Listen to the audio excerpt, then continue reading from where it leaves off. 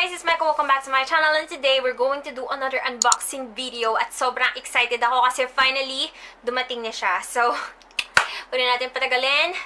Let's begin.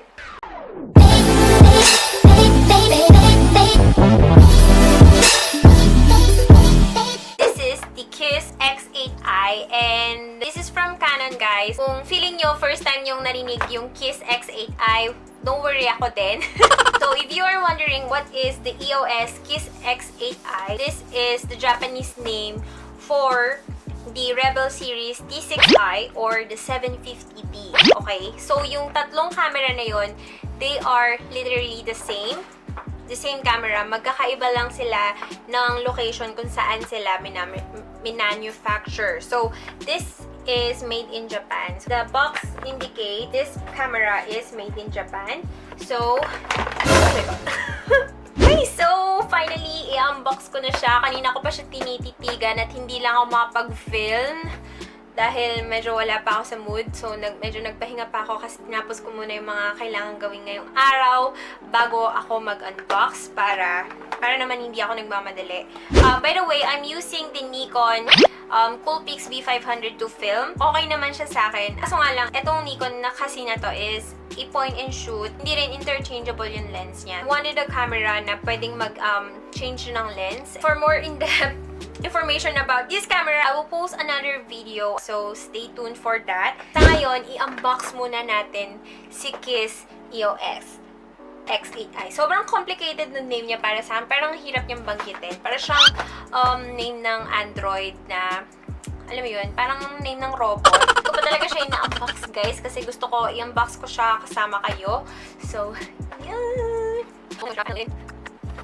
Okay. So, una kong nakikita ay purchase receipt. Meron siyang manual book, but they are all in Japanese. Meron din siyang included disc. This is the EOS Digital Solution Disc. So, hindi ko naman siguro magagamit to kasi wala akong CD drive sa aking PC. Oh my God! Ito na siya. Ito na siya. So, bago tayo pumunta dun sa body, let's open the accessories first. So, meron siyang strap, okay, na most cameras have. And then, we have the battery charger. And then, we have the USB cable. USB ba to? Yes, USB cable. And the battery itself. Siyempre, kailangan natin yan. Wow. Lens. Oh my God. So, I didn't buy a separate lens yet. Kasi I just want to play with the kit lens first before buying another lens. Kasi, syempre, alam naman bumili agad ako ng lens tapos hindi ko pa alam gamitin, diba? So, the kit lens is 18 to 55 millimeter lens. So, this is a zoom lens and it has an f-stop of... Saan nakalagay yung f-stop? Nandito pala. It has an f-stop of 3.5 to 5.6. Kasi dun sa bagong case ngayon, yung kit lens niya is 18 to 55 millimeters pa rin, pero mas tumaas na yung aperture niya. Yung f-stop niya, which is naging 4 na ata siya. This has a lower f-stop or starting f-stop. So, yun. Balik natin yung cap. Kasi ayoko siya maggasgas kasi nakakatakot, guys, diba? Ay, ba't di ko mabalik? Hala! Naengot na siya. Ay, kailangan mo pala siyang i-close para maano mo siya. Okay. Naibalik ko na siya. So, nakita ko pa lang yung lens. Tontuwa na ako. So, yun. Now, let's go to the body, okay? Hi! Uy! Hello! Hello!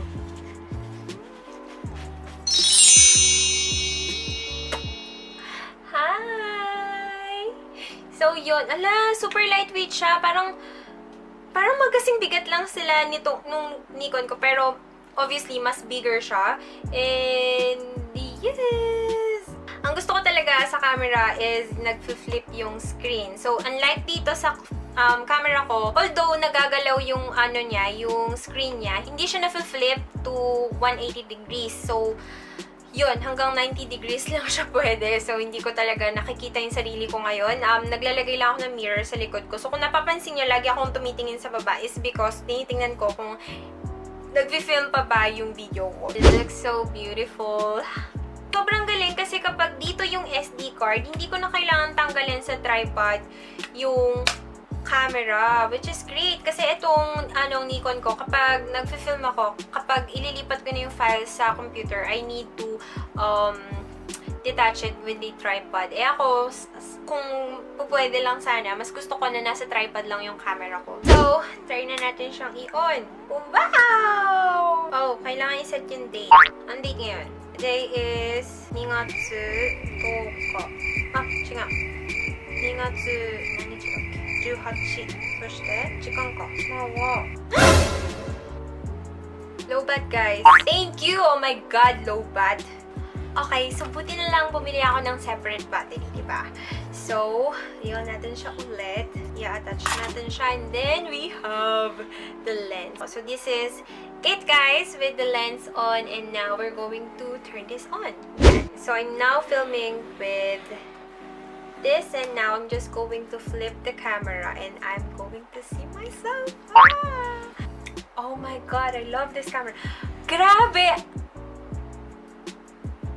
So, mag-change lang ako from this to this, and then you will also see, diba? Hey guys, I'm back and I'm now filming with the EOS X8i, and grabe, I love the quality. Nag-film pa lang ako in auto mode. Wala pa akong iniiba sa setting. Sabi kasi nila, itong si X8i or the Rebel series T6i is the auto-focusing system is a lot much better or a lot much closer to the 70D. So what I like about this camera is that it is touch screen. So unlike my Nikon D500, hindi siya touch screen, wala siyang touch panel. Yun nga, as I told you earlier, the KISS X8i, the autofocusing system is a lot much closer to the 70D, and 70D, 80D are the big bosses of the Canon cameras. Pero para sa akin, super mahal niya, and I really don't want to spend that much of money pagdating sa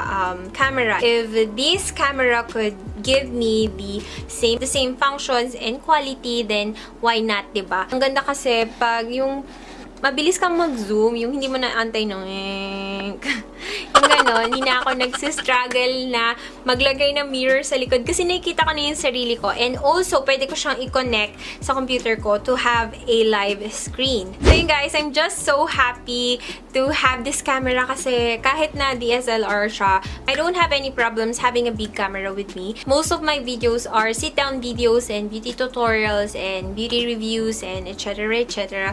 So I really don't need to have a compact camera. Naglalaro pa ako sa mga settings niya, and titignan ko pa kung paano ko magagamit itong camera na to, but I'm just so happy. Sobrang happy ko, grabe. As in, hindi ko ma-explain kung gano'n ka-happy ngayon. Okay, so the original price of this camera is 100,000 yen, and now, sobrang nag-sale siya. I bought it for 49,999 yen. So, nahiya pa sila sa ichi yen, diba? Compared to the original price, sobrang bumaba na yung price niya. The reason why is sobrang in-demand na yung mga mirrorless cameras ngayon instead of this big DSLRs. Mas bet na ng mga tao ngayon yung mga mirrorless, bumababa na yung demand ni DSLR. So, yung mga presyo nila is bumababa na rin. Kung matagal mo nang gusto magka-DSLR, this is your chance kasi talagang grabe, bongga talaga yung mga sales nila. I would link the Amazon link down below. At